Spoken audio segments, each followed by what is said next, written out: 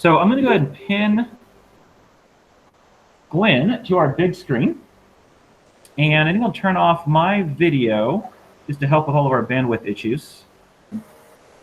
And Glenn, why don't you say hi and make sure that people can hear you. Okay.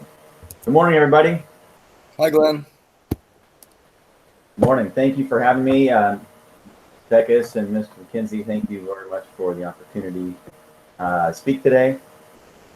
It's a pleasure to be able to hopefully lend some perspective on an important subject. So it's nice to be here. Happy Friday to everybody. All right. Well, let me go ahead and present, and I can get started. You probably have an idea of what I'm going to talk about, but let's dive in. Yeah, I haven't actually given them any heads up. I just said a guest presenter. I don't want to take any of your thunder away. So they have no idea why you're here, what you do, and how valuable this information is. So. All right. Well, cool. Hold on a second. I'm trying to bring it up here.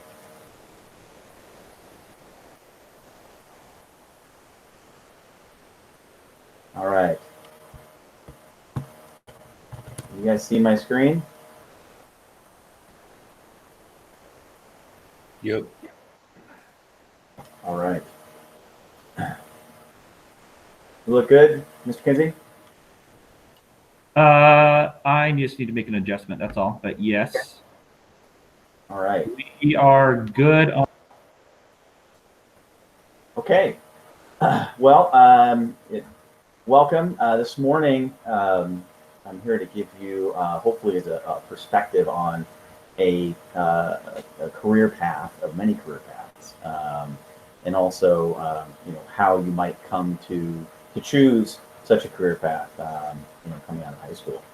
So for today, what I wanted to do is give you some of that background on something called industrial machine maintenance, which is kind of a large phrase for keeping manufacturing lines running and making product. So it's and why that's essential.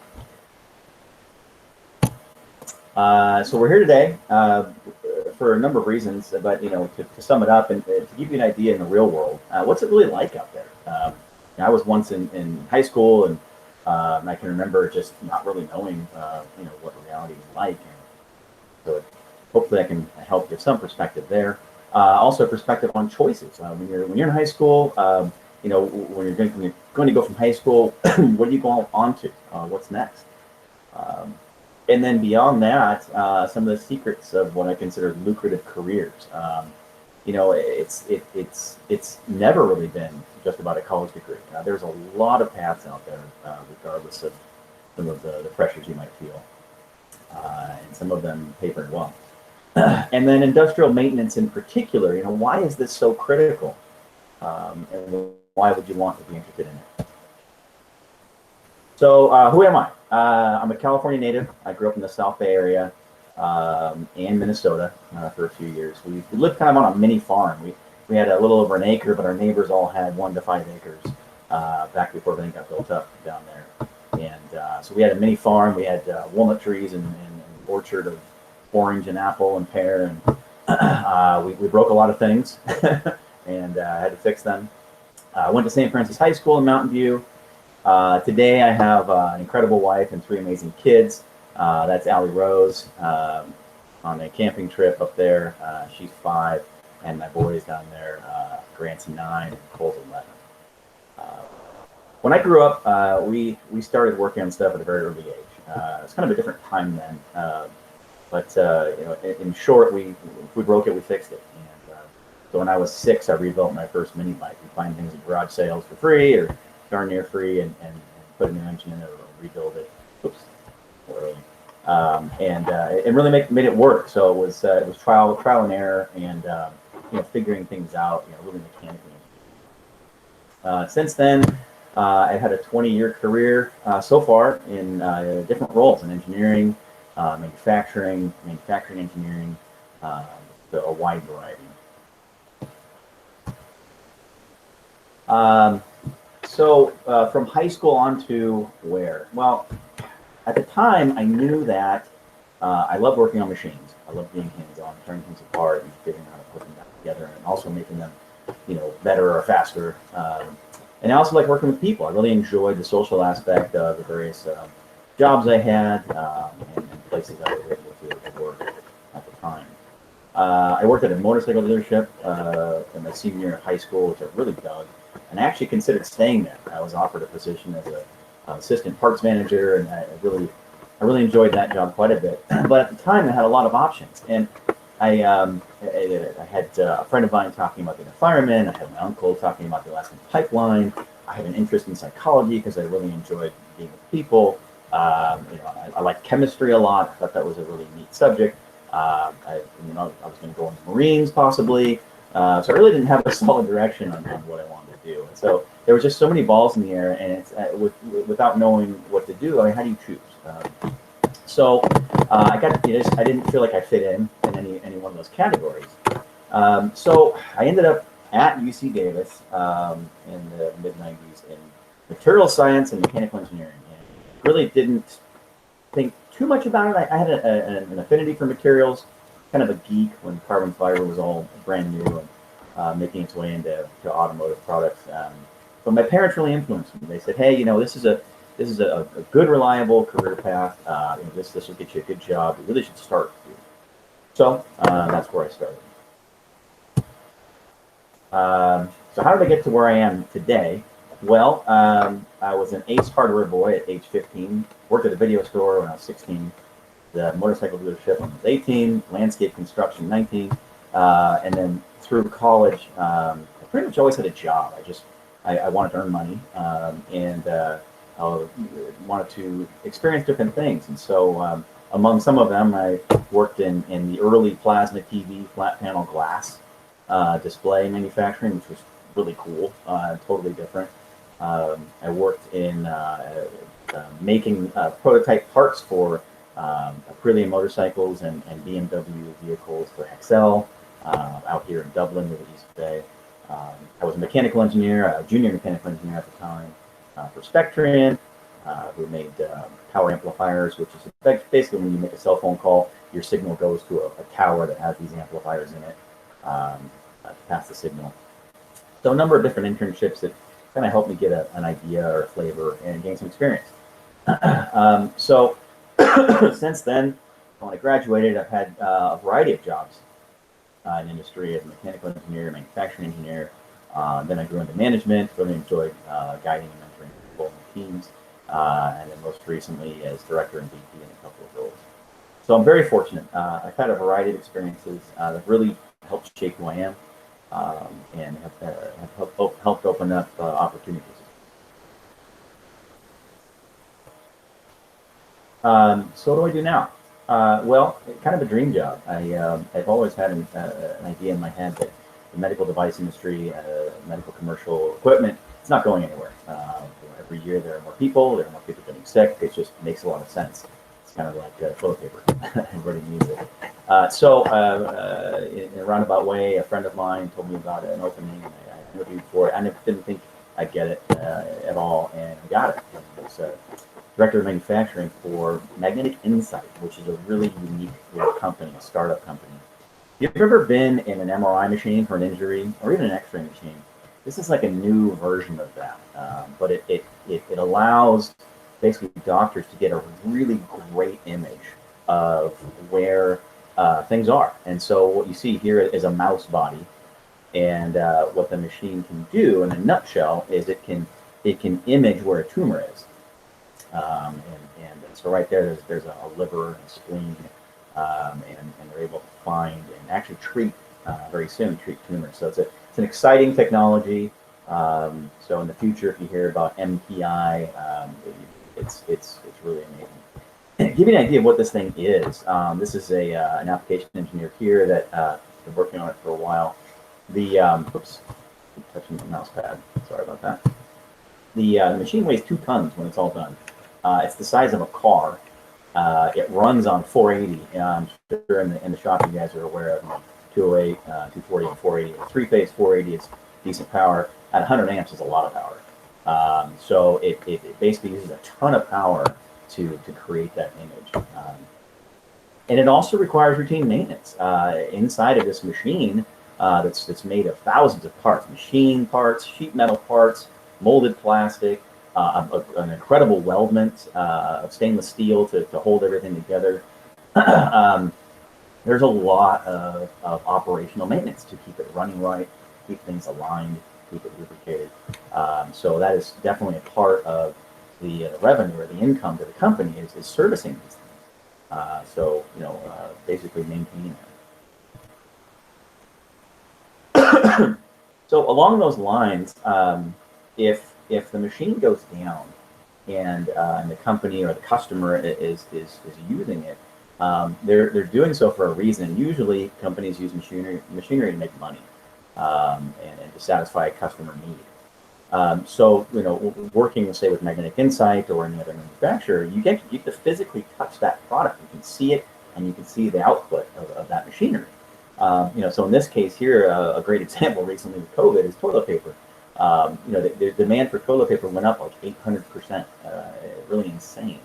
And the average, just to give you an idea of dollars, if this machine right here on screen goes down, let's say it represents all toilet paper manufacturers, 1 hour of downtime equals $1.7 million of lost income. In other words, that's that many toilet paper rolls that don't get sold because that machine is down. Even if you divide that by, say, 100 manufacturers, you're still talking about real dollars, tens of thousands of dollars an hour.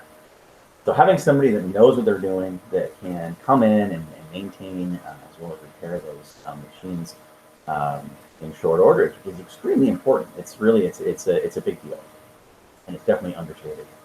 And furthermore, not just that product, but it can affect other companies' income if they need your product. So let's say you're a machine shop, your hose goes down, and you're in the middle of a routine for a pallet of product for a customer that needs it. They had to have it. That affects their commitment to their customer, and they don't make any money. So it really can have a ripple effect on how much it costs everybody when a machine goes down. So in short, opportunity is knocking, and it has been for a long time. It's just hasn't been well stated like that. It's time is money, and it's really critical. And give you an idea, companies are willing to pay quite a bit for your expertise. You probably hear from your friends or from people that go into college or got out of college, and there's all these lucrative jobs at Google or Facebook, and they are. I mean, there's a lot of careers out there that require certain training, some of them college degrees. But what they're not telling you is that there are other careers out there that don't necessarily require the same, upfront commitment, and can be along the trade route that are pretty lucrative. So in short, without you, there's no toilet paper. I'll give you some examples. In one of my career jobs recently, a contact lens manufacturer here in Pleasanton, Cooper Vision, they paid one of our guys $150 an hour to come out and to diagnose some trouble with some switches on their door. It wouldn't turn on. And similarly, there's a chocolate manufacturer here in Hayward, and they happen to make almost all of the centers for M&Ms. And so we went out there and helped them rebuild and align that. And just to align it was a minimum of $135 an hour. So it's real money, and it can pay really, really well. To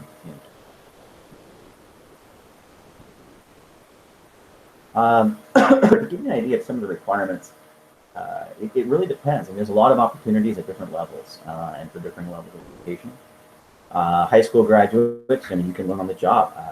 Honestly, you'll learn a lot in school, but you really learn a lot more on the job. In reality, learning by doing, learning by failing, learning how to get better at what it really is doing. Community college students with certificates, they're in really big demand. I think entry level salaries are hourly for welders and CAD drafters is easily in the $35 to $40 an hour, depending on your region. Bay Area is obviously inflated, but it's still it's a really good living just out of the gate. Engineers and managers, we usually require degrees, but I've met a lot of them and hired some that didn't have degrees. They had the experience and they had gained that knowledge that they needed on the job, and so that's another path to get to that point. The summer internships, which I did quite a few of because they were interesting, again, made some money. That really helped a lot too, from that perspective of maybe what I wanted to do, what I didn't want to do, and also helped provide some references for the next job. So you're sitting there, you're in high school, you're taking some classes, you're in Mr. Kinsey's class, you're making some stuff which is really cool, but how do you prepare for what's next, and how do you choose? What does that look like? Well, there isn't a manual. So you really you make choices with what you know at that time, and part of that is deciding what you don't want to do. Is actually can be more important than what you do want to do, and it's an important question to figure out so that you can focus on some of the things that are learned. And try. Don't fear trying. Try different subjects. Try different jobs. Just give things a try so that you have a flavor of what's out there. Really important is listening to other people you respect and trust, and get their opinion on how they went through what you're going through. Some of the mistakes they made is really some of the best stories and messages you get, and their opinion on today's landscape and environment, the economy, and what would be a good path given what you like to do. At the end of the day, follow your gut, and that develops over time. It will evolve, and you'll learn to through experience and education trust that more. But if there's one thing I could have done differently, it's to go after what I really love to do, which may or may not have taken me into engineering, but it's definitely something that I would probably have done differently. It's really going after what I really love to do. And the quote unquote, you need to go to college. I heard that, everybody probably hears that. It's not right for everyone. There are a lot of great trades out there. I have a brother-in-law who went into industrial mechanics for Volvo. I think he was making $60 an hour or $50 an hour, and now he's managing the group, and he's making way more than that. He's very, very happy. So there's a lot of paths out there that were right for him. So out there in the real world, if there's some lessons that I've learned, I tried to sum it up here. There's a lot of lessons, but these are some points about this. So creativity, there are equations, and there are manuals and processes for doing things. But honestly, many solutions come from creative, out of the box thinking and trying a different way. Oftentimes, myself or my teams, we figure things out by flipping something over, turning it on its head, reversing it, just doing something different. Solid work ethic. Doing what it takes to get the job done right. In so many job interviews I've heard, I said, what does it really take to succeed here at Company X? I said, you know what? Getting things done is a really big resonator, and doing what it takes to get it done. So solid work ethic really goes a long way out there in the workforce, regardless of the position. Teamwork.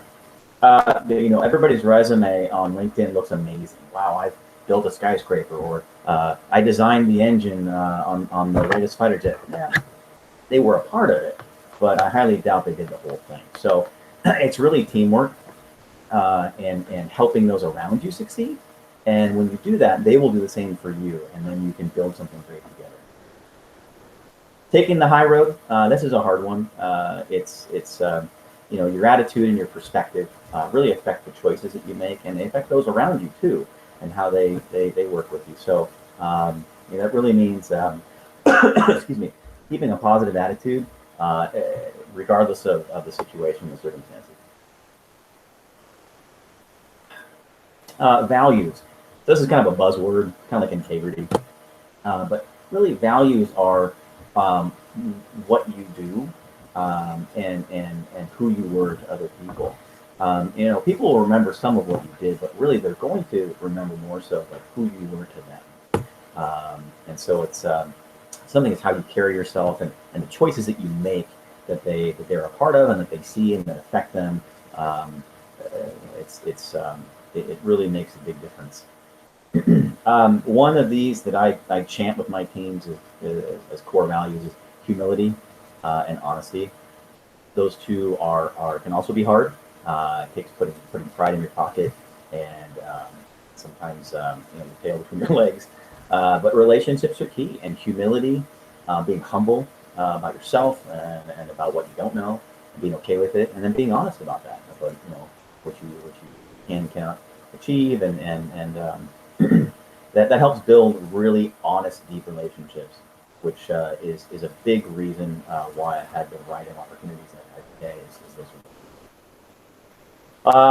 And with current events, life happens. You got to roll with the punches. To be honest, that job at Magnetic Insight went away about 4 weeks ago, so I'm unemployed again. I've been laid off actually 3 times in my career. So, some of you are on Zoom and either can't come in or coming in halftime.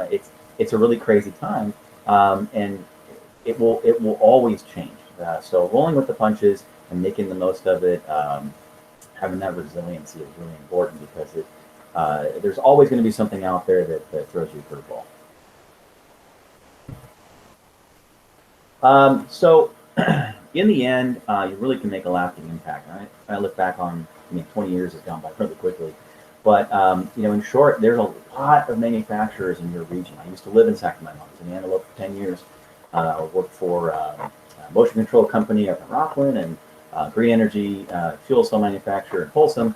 There are a lot of manufacturers out there, and you can really help change lives and improve the world. And those people aren't going away anytime soon. Those businesses are there and they're growing. Manufacturing is making a huge comeback.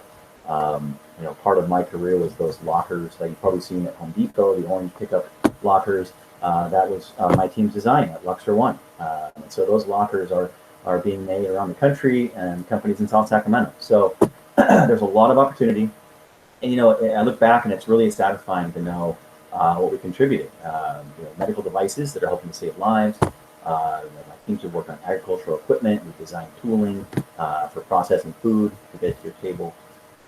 Components. I ran a team at Gigatronics that made radar filters. I have my handiwork actually on an F-18 flying around somewhere up there. And in green energy for a cleaner future. So you really get to do neat things hands-on and work with some great people like Donna Fong here. She's a champion barbecue master out in Alameda, and she's also the documentation manager for Magnetic Insight. So some people I will never forget and still maintain relationships with to this day. With that, I know we just covered a lot of ground. It was a whole bunch of hopefully not too much jargon, but I'd like to maybe open it up to any questions about myself, my career, anything that might come up. I'm an open book, and I'm happy to answer it. And so at this point in time, if there's anything that you guys would like to ask, I'm all ears. You were saying that we don't need any certain education to get started. That's correct. I mean, you can start somewhere by having the desire and having the will to learn, and by working hard to learn whatever that skill is. I mean, for example, when I was a kid, I worked at Ace Hardware, and I learned how to thread pipe on the job. I walked in putting stickers and price tags on things, and eventually got taught the responsibilities of running part of the store. So you can grow organically.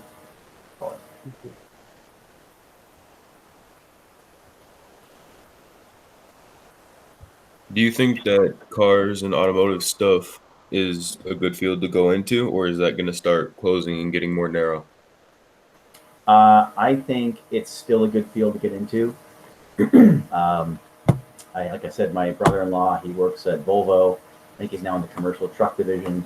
But I think for the foreseeable future, vehicles are only getting more complex and harder to work on. If you know how to do that, you can really make a good living doing so.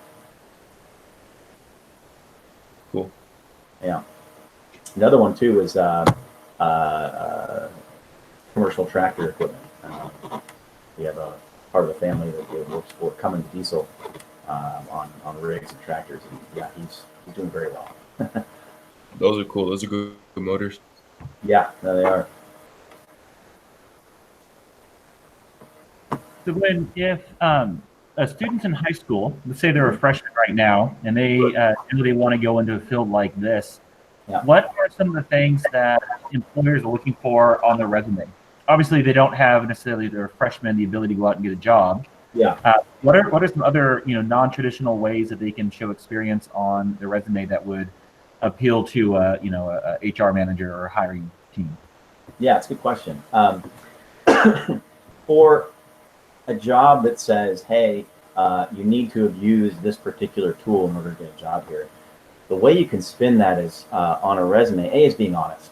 There's a lot of inflated resumes out there, but there's also a way to draw parallels. So you could say, enjoy working with such and such a tool that's like such and such a tool, or have worked on say a Kawasaki KX100, which is a lot like the Suzuki RM125. So if you can draw some parallels to some other experience that may be similar, even remotely similar, just by say interest or effort, that goes a long way to showing that, hey, now this guy doesn't have a whole bunch of experience doing what I want him to be doing, but he has gone after it, he does have interest, and it does align with kind of what we're looking for. Does that help? Yeah, we just did a unit on career readiness Okay. before, actually back in the shop, and so I had them try to draft up a resume for general purposes, Sure. and then we try to find a job that they like, and then you try to create that resume to fulfill the needs of that job. So I just curious of what, from your perspective on the hiring side or on the employment side, Yeah. what are the key characteristics that would pull that resume out of the crowd? Sure. If you think so, let me see if I can give you some more tips. Resumes are interesting because you have to think about it from the perspective of the hiring person. They have a lot of resumes on their desk, right? So if yours is hard to read or has not a lot of words on it, but they're all packed in, those tend to get to the bottom of the list just because they're hard to read. So one of the things is a lot of white space, which you've probably heard. But a kind of a clean layout to breaking things up. But more so about the content is, if I'm a hiring manager, which I have been a lot, I'm looking for somebody who's going to solve my problem. The reason why I'm hiring somebody is because I already need them. I already have a job or a problem that needs a solution. So if the resume says what somebody has solved, for example, instead of saying I have experience, working in a Coca-Cola plant, versus I realigned the label rollers on the 12-ounce Coca-Cola bottling line to solve machine downtime of 2 days. That kind of statement about problems you solve, even if they're not related to industry, maybe they were at school, possibly they were at home, or maybe the family. If you have an experience of solving a problem that aligns with that job or that company's technology, what they're doing, that's really what I'm looking for. Second thing that I look for, more than experience actually, is personality. So I look for a little bit of personality in that resume that really tells me that you're interested, you have these interests, you're really a little bit about who you are. And Ms. Kinsey, I'm happy to share with you after this my resume if you'd like, which has kind of gone through a number of ringers and reviews, which is just a format, but so far it seems to be working pretty well. If that might help your class. Yeah, no, I appreciate that, because it's hard, when you don't have any work experience and you've never applied, it's hard to have something created. And I just keep telling them, document everything. Have a massive resume as your base resume, and then just re-evaluate it for a job that you're applying for, so it matches what they're looking for with your skills. Which is a really hard statement to swallow when you're a student, because in a nutshell, you're right. But resumes are hard. To be honest, they're hard because you're trying to sell yourself, but you have to sell yourself a little bit differently for every job, to be honest, because you need to tell them how you're going to help them versus this other guy over here they want something different. So, you know, they're not easy. They're not necessarily fun, but it does give you a chance to kind of recap and brainstorm on things that you have been a part of, problems you have solved, and things that you are interested in.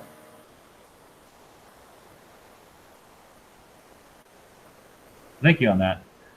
Sure. Are there any other questions? I don't mean to bogart Glenn's time. So what other questions do you guys have, either in the room or remotely?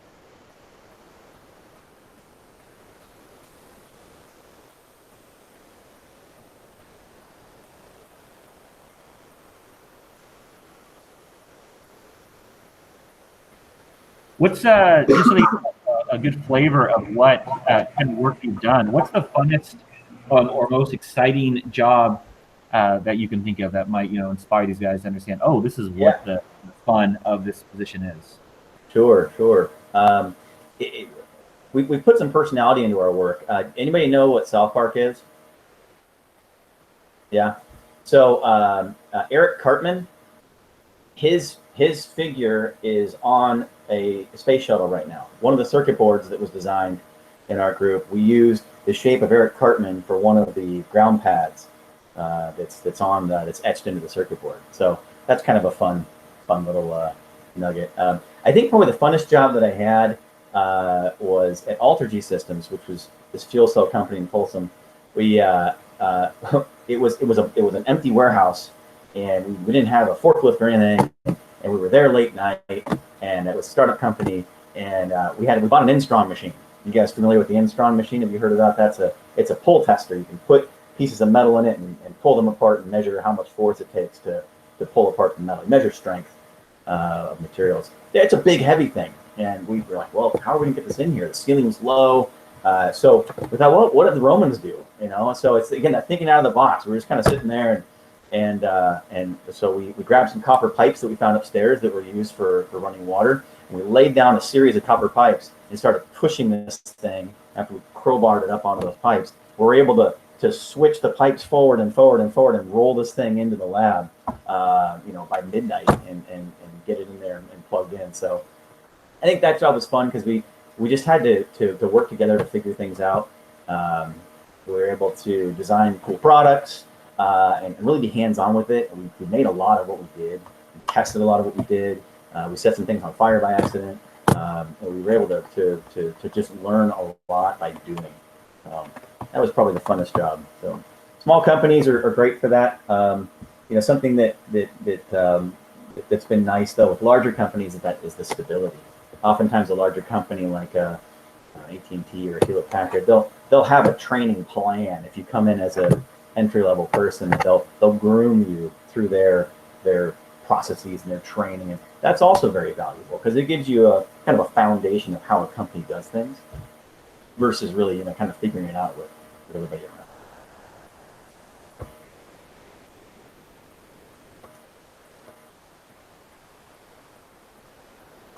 I guess one Q&A that I might ask for you guys would be, is there one thing that you would have done differently getting out of high school, or something maybe that I regret?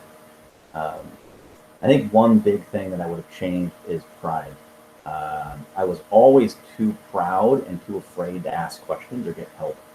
I actually still struggle with that today. I wait too long to ask for help from those that could know better or could get to the answer faster than I could. So in college, I suffered quite a bit at Davis trying to get through calculus and some other stuff that it was hard and should have asked for help a lot sooner.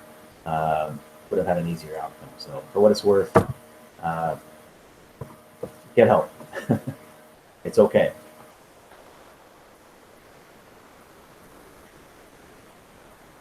Well, very good. I got nothing out of the group that's in front of me. So Okay. anybody have any other questions before we end our session here? Yeah. Well, Glenn, I really appreciate your time and your presentation. Hopefully this recording will go out and I can send it to you and Mr. Dykes, and it can be useful for more than just us here. So thank you for your time. All right. Thank you, Mr. Kinsey. Thank you, class. Thank Appreciate you, your time. And Thanks for coming. yeah, Mr. Kinsey, if there's anything that comes up after this, class has any questions, or if I can help in any way, happy to be there. Great. Thank you. And I look forward to keeping in touch with you. Okay. All right. Happy Friday. Take care.